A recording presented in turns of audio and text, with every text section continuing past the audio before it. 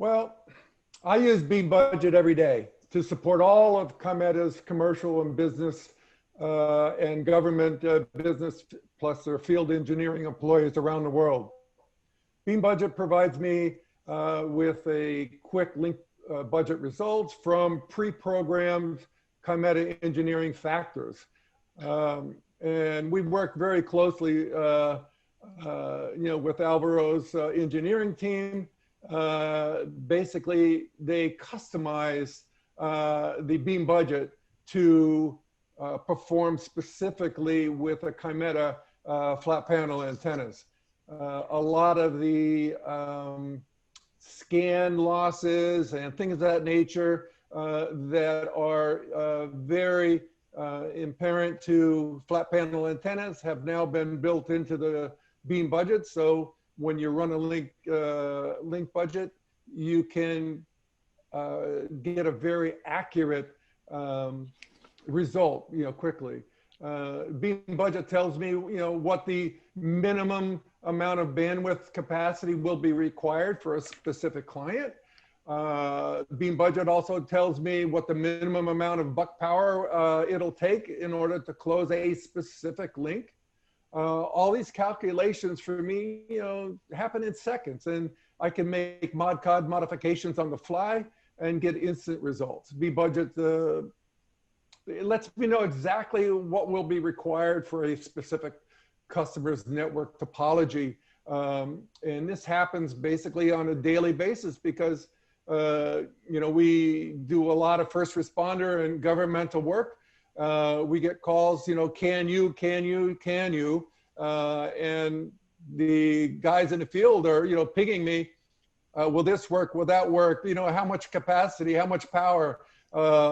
Beam Budget, it's basically now for me, just a click away, where before I had to wait for a long period of time to have the SSOs run these things. And sometimes it took up to a week to get a result. We use the Satmotion today.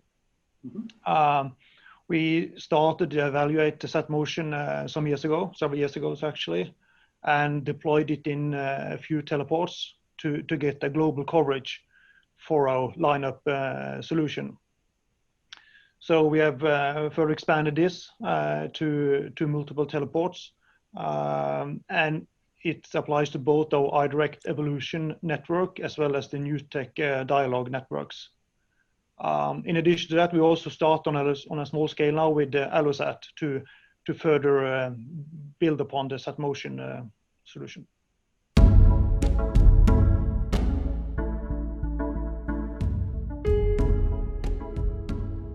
I don't have a specific metric, but as I mentioned previously, the impact to my usage of Beam Budget, for me, it increases my daily productivity in identifying viable satellite solutions that are compatible with our ESA antennas. Secondarily, it provides time savings for me in requesting and then waiting, like I mentioned before, the SSOs to generate an LBA. I mean, it's crazy sometimes, that you have to wait so long. And then, the bottom line is it gives me the power to negotiate with the SSO because they are so notoriously over conservative on their satellite LBA capacity requirements. They're going to tell me, hey, you need 13 or 15 megahertz of capacity to set up this link. And I look at the Beam Budget and say, wait a minute, I only need 4.5 megs or 5 megs. What are you talking about? They build in all of this crazy overhead. Beam Budget tells me exactly what I need instantly, so I can budget. And it gives me a little bit of paperwork power that now I can negotiate and say, hey guys, look at this.